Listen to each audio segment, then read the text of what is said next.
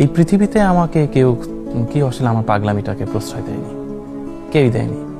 এবং আমার বাবা, মা, আত্মীয়স্বজন, আমার আত্মীয়স্বজন পর্যন্ত আমাকে আসলে কোনো প্রোগ্রামে আমাকে কখনো ইনভাইট করতেও চায়নি, কারণ আমার কাছে কোনো টাকা ছিল না এবং আমি চাকরি বাকরি সব ছেড়ে দিয়েছিলাম।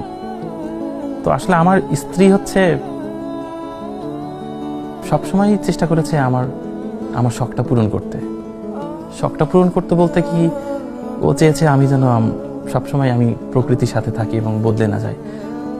ও ক্যান্সার ধরা পড়লে ওর মাথার চুল পর্যন্ত পড়ে গিয়েছিল। এরপর হচ্ছে ওর চেহারাটা অনেকটা বিবর্ণ হয়ে গেছিল, যদিও খুব সুন্দর একটা মানুষ আমার দৃষ্টিতে, সত্যিও সুন্দর।